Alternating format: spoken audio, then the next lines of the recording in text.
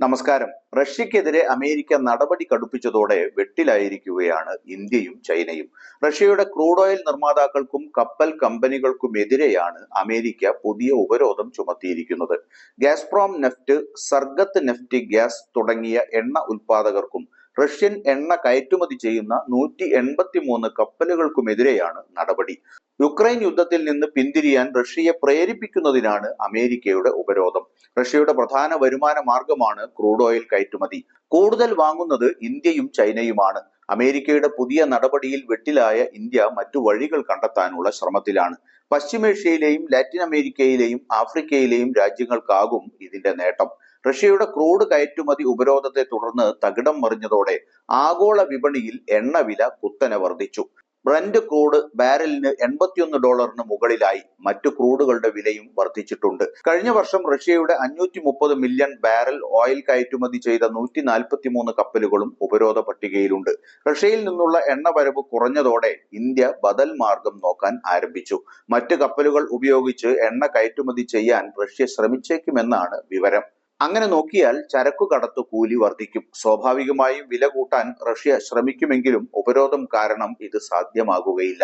കഴിഞ്ഞ വർഷത്തെ ആദ്യ 11 മാസം റഷ്യൻ എണ്ണ ഇറക്കുമതി 4.5% ഇന്ത്യ വർദ്ധിപ്പിച്ചിരുന്നു. ചൈന 2%.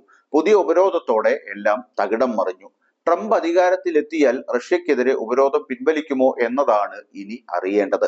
ഇന്ത്യക്കും ചൈനയ്ക്കും ഈ സാഹചര്യത്തിൽ പശ്ചിമേഷ്യയിലെയും ലാറ്റിൻ അമേരിക്കയിലെയും എണ്ണയാണ് ആശ്രയം.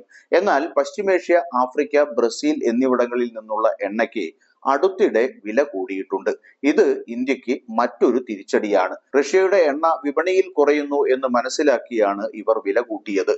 സൗദിയും ഇറാഖും UAE ഉൾപ്പെടുന്ന പശ്ചിമേഷ്യയിലെ എണ്ണ വാങ്ങുകയല്ലാതെ മറ്റൊരു വഴി ഇല്ലെന്ന് ഇന്ത്യൻ എണ്ണ ശുദ്ധീകരണശാലയിലെ ഉദ്യോഗസ്ഥനെ ഉദ്ധരിച്ച് റോയിട്ടേഴ്സ് റിപ്പോർട്ട് ചെയ്തു.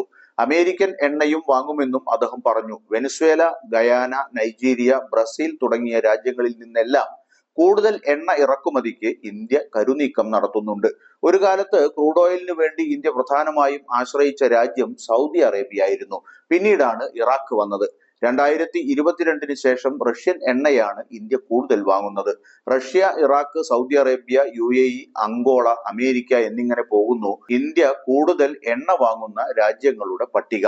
ക്രൂഡ് ബാരൽ വില $70 നിൽക്കണം എന്നാണ് ഇന്ത്യയുടെ ആഗ്രഹം. $96 എത്തണം എന്ന് സൗദിയും ആഗ്രഹിക്കുന്നു. ഇതിനിടയിൽ ഡോളറിനെതിരെ ഇന്ത്യൻ രൂപയുടെ മൂല്യം സർവകാല തകർച്ച രേഖപ്പെടുത്തി 86 ആയതും വലിയ തിരിച്ചടിയാണ്. ഈ സാഹചര്യം നേരിടാൻ ഒരു കർമ്മ പദ്ധതിയും പുതുതായി ചുമതലയേറ്റ RBI ഗവർണറിൽ നിന്നോ യൂണിയൻ ഗവൺമെന്റിൽ നിന്നോ ഉണ്ടായില്ലെന്നതാണ് ഏറെ ഖേദകരം.